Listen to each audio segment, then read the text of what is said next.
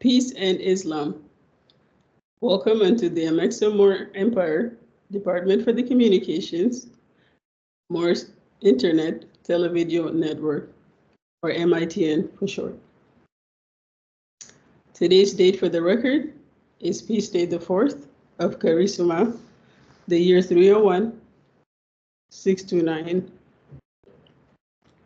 I am the Noble Tina Wadil, serving as the lead video broadcast agent for the M.I.T.N, and I shall be your hostess for this broadcast segment. Tonight, we welcome His Imperial Majesty and Anu El Bey. Islam. Peace and Islam. Welcome to our broadcast. This segment is referred to as the Amexem-Moor-Empire perspective. So tonight's question is regarding our structure, and also why did you accept this position, Islam? Islam. Our structure for organic diplomacy and governance. Islam, correct. All right.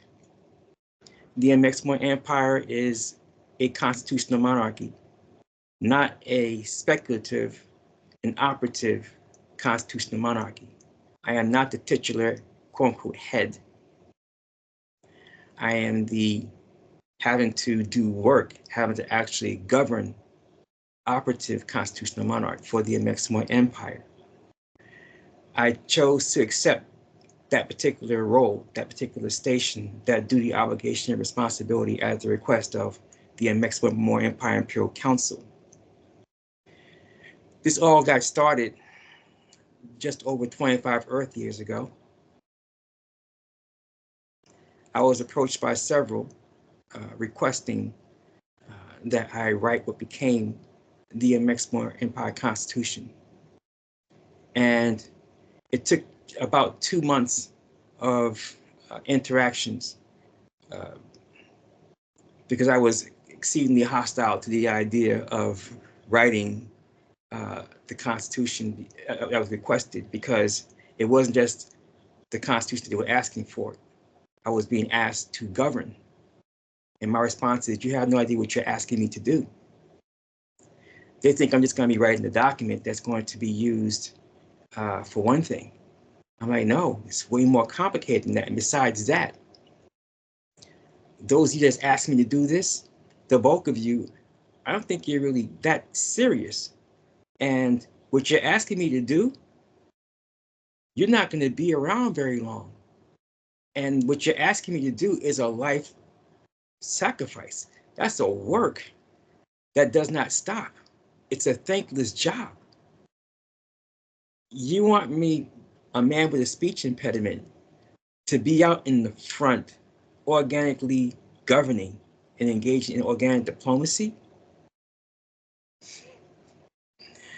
I was exceedingly uncomfortable. When it comes down to organic diplomacy and governance, it's actually my wheelhouse. I'm a healer by nature and by some training. However, organic diplomacy and governance is what I was actually built to do. It's just that I prefer to do things from behind the scenes. I don't have that magical pan energy, that attractive energy.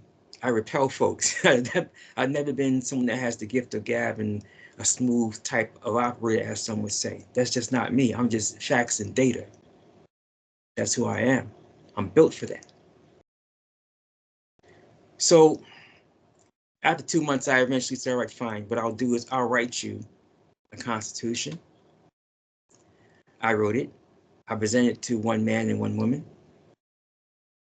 I said, take it apart, tell me what you think, tell me what you don't like, and bring it back. They brought it back as is. I gave it to another man and another woman. I said, take it apart, tell me what you don't like, tear it apart, bring it back to me. They brought it back to me as is. 60 Earth days to the day I completed that particular constitution, it was presented before the Amexem-Moor-Empire Imperial Council. And they decided by their vote to ratify what became and is the Amexem-Moor-Empire Constitution. It was at that point I was formally installed. I formally ascended just this year from Mater Solian as the Amexem-Moor-Empire constitutional monarch. I am not self-made. I'm not self-styled. I did not ask to do this. However, once I finally agreed, I knew what I was getting myself into. Once I agreed, I knew the sacrifice that would have to be made to do this work. It's a lonely work. Again, it's a thankless job. Because there are duties, obligations, and responsibilities. Things I like to do privately, I cannot do in the role that I am now duty bound to.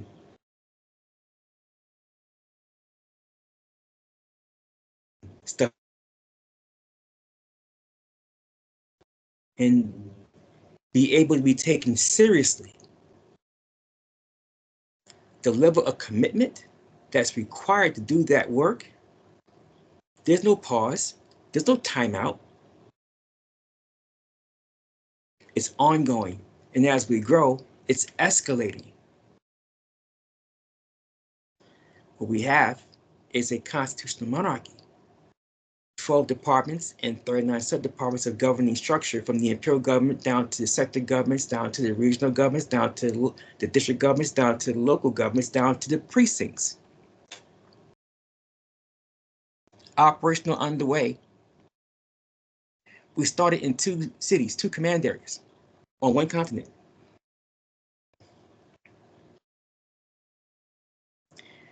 Now we're on 4 continents in 1 island chain. We speak 21 different languages and dialects. Several of them I had never even heard of.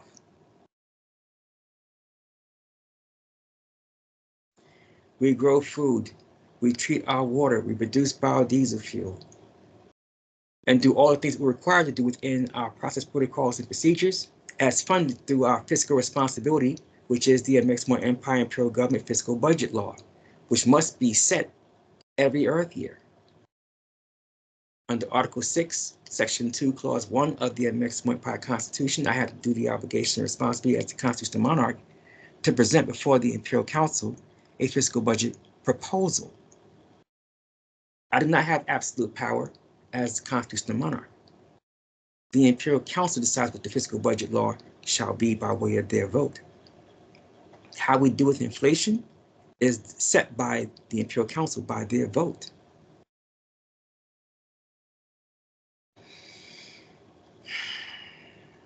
The duties, obligations, and responsibilities are to make sure that our entire population has access that's fair to resources and markets all across this planet. And our offspring, they are the reason, they are the point, they are the motivation. I tell our adults all the time, you're grown, I don't work for you. I work for the babies. And that's the best way I can answer your question as you asked it. In terms of our structure, why did I agree? I ask myself that all the time. Those whose genes we carry knew the day would come when our return to the dominant influence across this planet would come. Our kith and kindred across the planet are so divided along artificial barriers that they erect around all types of nonsense. Some of it internal, a whole lot of it external, used to weaken us and keep us in a weakened position. I've been allowed to have the talents and skills to shut all that nonsense down, to eliminate the arrogance, the apathy, the ignorance, and the inertia. Knowing there will be resistance from all corners, including from amongst our own.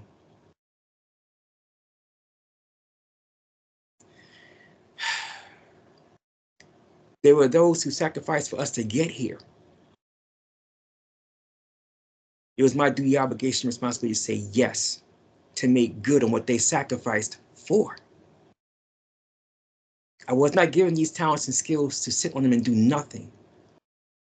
I was allowed to have these talents and skills to use them to save lives and improve the quality of lives inside of our own organic diplomacy and governance, jurisdiction and venue of, by, and for the Aboriginal melanated Moor, or whatever folks going to call themselves.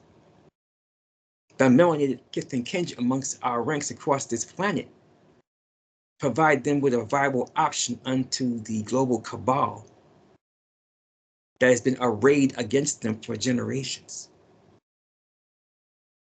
That is my work. That is my duty, my obligation, and my responsibility. It's cost me friends. It's cost me family. It's cost me relationships. And I've yet to become a father. It troubles me beyond my ability to explain. However, I know the time is coming when I shall have that offspring and I'll train those offspring to do far more work in the honor of all of you, in the service of all of you, than Naomi and I combined. That's the best way to answer your question as you asked it. Do you have a follow-on question for me? Islam and gratitude for your majesty. My follow-up question would be, what literature did you use to inspire you when you set up the Constitution? Islam. Islam. As I said, I'm facts and data. I love to read. We have a mandatory book list of 149 books. If I read the book, you're required to read it too. Every book on our book list I've read twice, some of them 3, 4, and even 5 times. We are reading intensive within the Amexem-Moor-Empire. As we say here, we read till our eyes bleed. We read, and we read some more. When we get tired, we read some more. And again, we read till our eyes bleed. All law begins in precedence. The accounts of the annals, history. So I started out with my love of the accounts of the annals, misnomer, quote unquote, history. Or for us, I would say better still, our Moor story. Islam. The more you read of our accounts of the annals, you come across a host of things, like treaties. You begin to read the treaties now and the agreements that were made, the trade conventions and trade agreements. Mm-hmm. And now you're forced into a whole different energy. Wait a minute, what does this word even mean? And then you find out that language has extreme power. Mm-hmm. And then you find out that language comprehension only gets you to the doorway of arena comprehension. What does that mean? Words change definition from one arena to the other. I always give you all the same example, the word arrival. We're having a private conversation. You can use the word arrival any way you like. Mm-hmm. In business, don't do that. The word arrival in customs means one thing. In insurance, it means another. Be very careful with your language. What you connote and denote has consequences. So the love of the accounts of the annals brought me into the language of law and diplomacy, commerce and trade.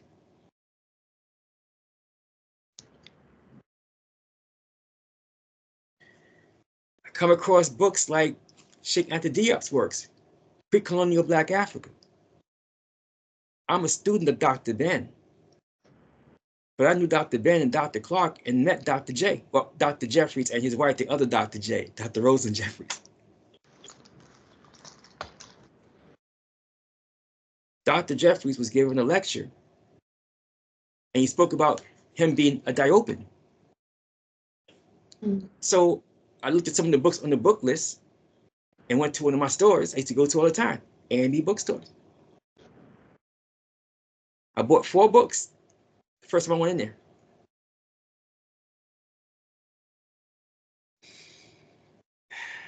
I didn't read them all right away, but I bought them.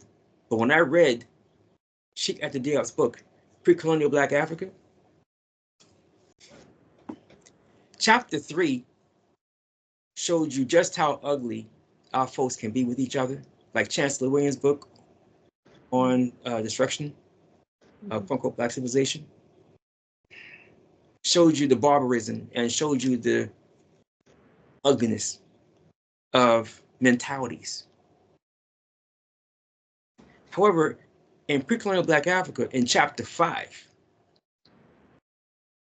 I literally yanked out of chapter 5 what became, I snatched out of that chapter what became our governance structure. Some of the departments and sub-departments, the ranks are in Wolof, Haikoi, Uniforma, Tardimundio. In Wolof, Tardimundio means crop inspector.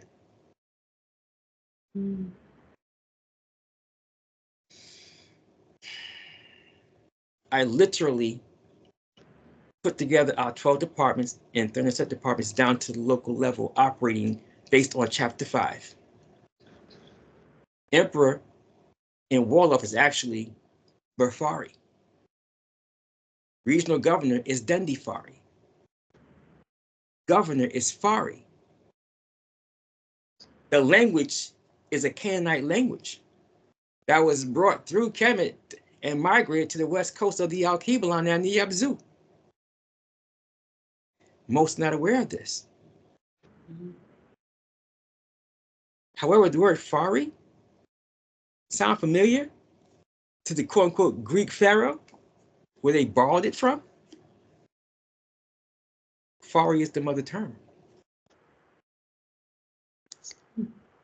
Sekem Bawantua, paramount leader. On this side of the ocean, Sekem is Sakama. His Majesty Tamenend, here in the Gade Medina, our capital city. This was the capital for the Lenape Moors. His rank, His Majesty's rank, was that quote-unquote chief, the French word? It was Sakama, paramount leader. King. Well, how did that get over here? Another story for another time, but I'm happy to discuss that. I'll put it to you real simple. Algonquin, which is spoken by several dozen bands over here.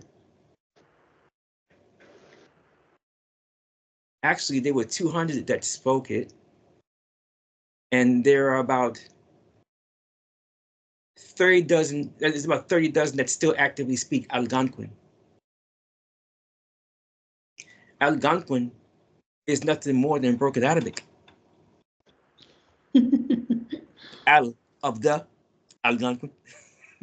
Yes, no. Morabia, Arabia, if you would, for some, is nothing more than broken Wolof. What was old is going to be new again, because as it was in the beginning of the age of Pisces, so shall it be in the end of the age of Pisces. We were the dominant influence on this planet then. We are coming back into dominance right now. No. And so my duty, obligation, responsibility as the constitutional monarch is to take our organic diplomacy and governance and bring our folks back to where they're supposed to be,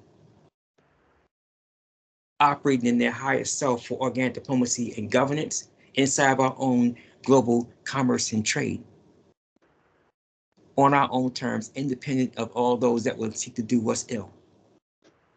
We are peaceful unto all and hostile unto none. We are neutral unto all parties, east, west, north, or south. Because the nonsense in the games are over. And the books that we have on our book list, all 149 of them, provide you with context that allow you to have perspective. And when you get there, it is easy to be able to put one foot in front of the other and build and grow and develop and expand and improve ad infinitum. As Erica Badu would say, we do it on and on. There will be no inertia here. Why? Because we have confidence in our steps. Why? Because we are very well read. We don't read a book or two books on a particular topic. We read several. Folks had no idea what they were asking me to do when I took this particular role. And now I sit in your service during multiple briefings per day. There's supposed to be 7. Sometimes there's 10, 12, or even 13 or 14. I agreed to it. I live with my choice. And all of you are worth it. That's the best way I know how to answer your question. Noble Teen, do you have a follow-on question for me? Islam, many more to come in future segment. However, that will conclude for this particular segment. I thank you for your time, and I appreciate you taking the time to answer my questions. Islam. Islam. And for those tuning in, thank you for tuning in. More information can be found about the Amexem-Moor-Empire Imperial Government Operations. Contact is available through the website. It's modernmoormonarchy.squarespace.com. That website again is modernmoormonarchy.squarespace.com. We thank you for your time. We appreciate you taking the time listening in. Please show us some love down below. Leave positive comments, feedback, and thank you for your time. Peace and Islam.